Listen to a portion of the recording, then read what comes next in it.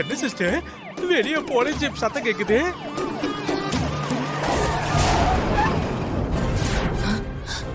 ஐயோ வரா police officer வரா.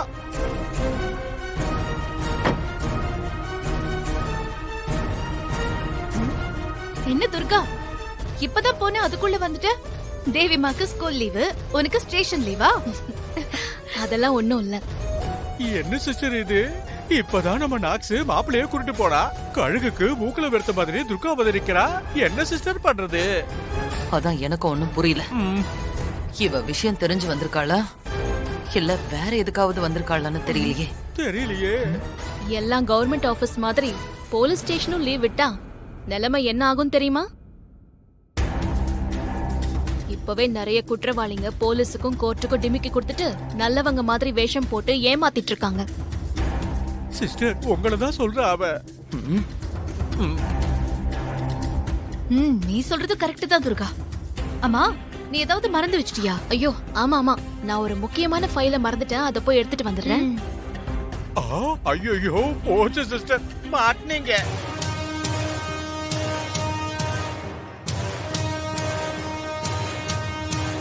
சிஸ்டர் அவ்வளவுதான் போச்சு சிஸ்டர்.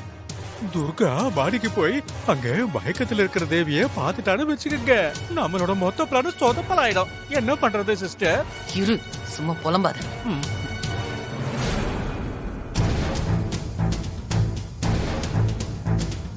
ஐயோ மாட்டின சிஸ்டர்.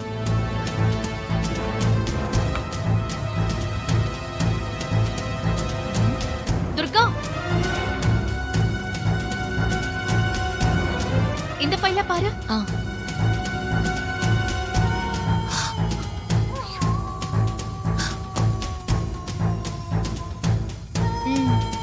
ஆமா ஹாசினி, இந்த ஃபைல் தான். எங்க இருந்துச்சு? டிவி கிட்ட இருந்துச்சு. ஓ சரி, தேங்க்ஸ் ஹாசினி, நான் கிளம்புறேன். அப்பாடா இப்போதைக்கு தப்பிச்சிட்டோம். பாத்து பாத்து பாத்து. என்னாச்சு? கால் தடுக்குது துர்கா. நீ அப்படியெல்லாம் ஒண்ணு கிளம்ப வேண்டாம், ஒரு நிமிஷம் வந்து உட்காந்துட்டு போலாம். ஐயோ பரவாயில்ல ஹாசினி. அட நீ வா துர்கா, கொஞ்சம் தண்ணி குடிச்சிட்டு போலாம் வா. ஐயோ வேணாம், சொன்னா கேளு. நீ தப்பு பண்ற. தப்பு பண்ணது நான் இல்ல, உன்னோட புருஷன்.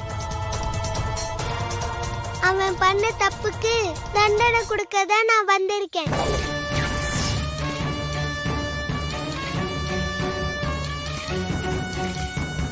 அவன் கையில நீ கட்டி இருக்கிற கயிறை கலட்ட வச்சு இன்னும் கொஞ்ச நேரத்துல அவன் உயிரை எடுக்க போறேன்.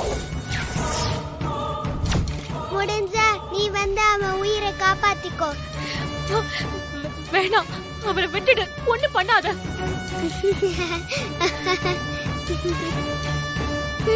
Hello hello. இனிமேல் நீ போன் பண்ணாலும் லைன் கிடைக்காது.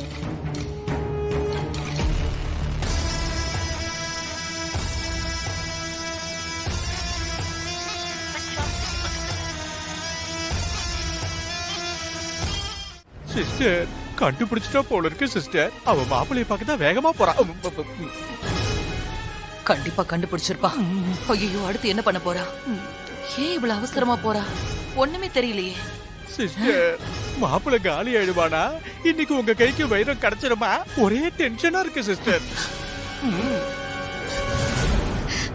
சாமி என்ன காப்பாத்துங்க சாமி. என்னம்மா என்ன நடந்துச்சு? ஏன் இப்படி பதட்டமா இருக்க? அன்னைக்கு என் அம்மா உருவத்துல வந்து என் கணவரை கோயிலுக்கு கூட்டிட்டு போன அந்த இச்சாதாரி நாகம் இப்ப என் குழந்தை ரூபத்துல வந்து என் கணவரை எங்கேயோ கூட்டிட்டு போயிருக்கு. என் கணவரை ஏமாத்தி அந்த நாகம் எங்க கூட்டிட்டு போயிருக்குன்னு தெரியல சாமி. அவர் ஆபத்துல இருந்து காப்பாத்த எனக்கு ஒரு வழியை காட்டுங்க. என் கணவர் அந்த நாகத்துக்கிட்ட இருந்து காப்பாத்தி கொடுங்க. அமைதி அமைதி, பயப்படாத, தைரியமா இரு. அந்த நாகம் உன் கணவனை எங்கேயும் கூட்டு போயிருக்காரு. அது எங்க இருக்குன்னு நான் சொல்றேன்.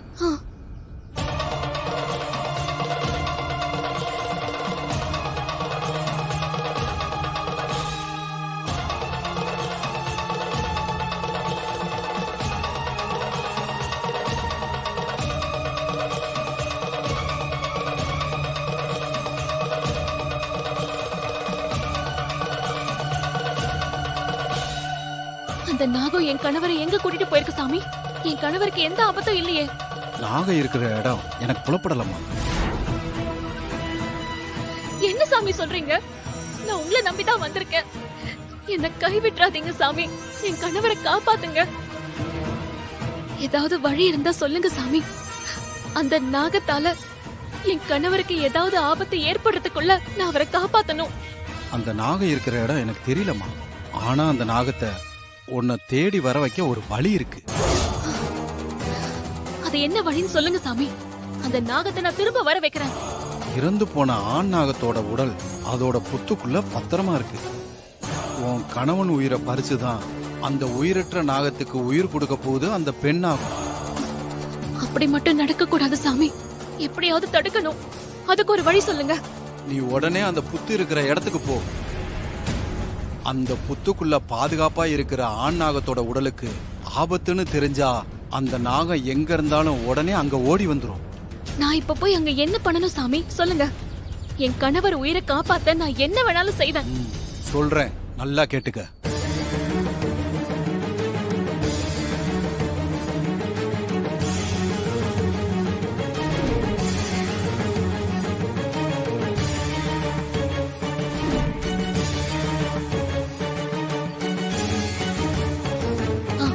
சரிங்க சாமி, நான் உடனே கிளம்புறேன். போயிட்டு வாமா.